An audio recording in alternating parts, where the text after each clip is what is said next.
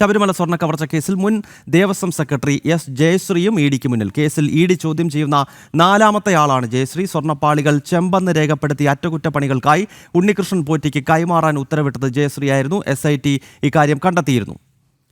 ജിജീഷ് കരുണാകരൻ വിവരങ്ങളുമായി ചേരുകയാണ്. ജിജീഷ്, എപ്പോഴാണ് ഈ ചോദ്യം ചെയ്യൽ ആരംഭിച്ചത്? ഒപ്പം ജയശ്രീയെ ചോദ്യം ചെയ്യാൻ തീരുമാനിച്ചതിന്റെ അടിസ്ഥാനപരമായ കാരണങ്ങൾ എന്തൊക്കെ കാര്യങ്ങൾ ചൂണ്ടിക്കാട്ടിയാണ് ഇഡി ഇത്തരമൊരു നീക്കത്തിലേക്ക് എത്തിയിരിക്കുന്നത്?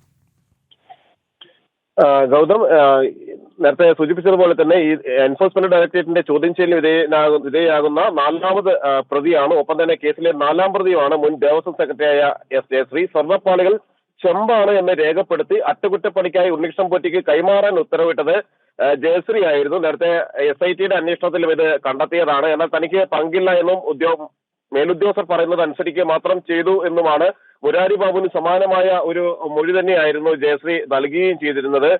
മിൻസിൽ തിരുത്തൽ വരുത്തിയുള്ള ഉത്തരവ് കവർച്ചയിലുള്ള പങ്കാളിത്തമാണ് എന്നാണ് നിലവിലെ അന്വേഷണ സംഘങ്ങളെല്ലാം തന്നെ കണ്ടെത്തിയിരിക്കുന്നത്. മനഃപൂർവ്വമായ തിരുത്തലുകളാണ് ജയശ്രീ വരുത്തിയത് എന്നും വ്യക്തമായിരുന്നു.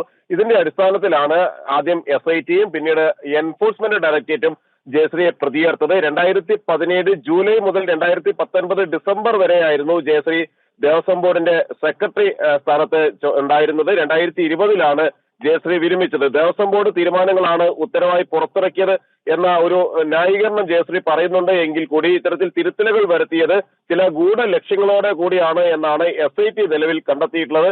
അതിന്റെ ചൂട് പിടിച്ചു തന്നെയാണ് എൻഫോഴ്സ്മെന്റ് ഡയറക്ടറേറ്റ് കൂടി ഇക്കാര്യത്തിൽ കൂടുതൽ വ്യക്തത വരുത്തുന്നതിന്റെ ഭാഗമായി ജയശ്രീയെ ചോദ്യം ചെയ്യുന്നത്.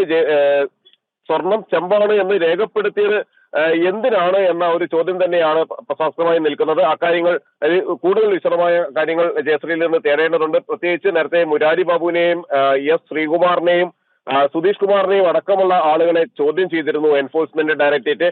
അതിലാണ് ഇപ്പോൾ തുടർച്ചയായി ജയശ്രീയെയും ചോദ്യം ചെയ്യുന്നത്. ജയശ്രീ ചോദ്യം ചെയ്യലിൽ നിന്ന് ഒഴിഞ്ഞു മാറാനും അറസ്റ്റ് നടപടികളെ ചെറുക്കാനുമുള്ള നിയമ പോരാട്ടങ്ങളെല്ലാം ഇതിനിടയിൽ നടത്തുകയും എല്ലാം ചെയ്തിരുന്നു. സ്റ്റേഷൻസിൽ നിന്ന് സ്വർണ്ണമടങ്ങിയ ജിജീഷ്, എന്തായാലും ദേവസ്വം സെക്രട്ടറി ജയശ്രീയെ എൻഫോഴ്സ്മെന്റ് ഡയറക്ടറേറ്റ് ചോദ്യം ചെയ്യുകയാണ്. ശബരിമല സ്വർണ്ണ കവർച്ചയുമായി ബന്ധപ്പെട്ട് ഇഡി ഇതിപ്പോൾ നാലാമത്തെ വ്യക്തിയെയാണ് ചോദ്യം ചെയ്യുന്നത്.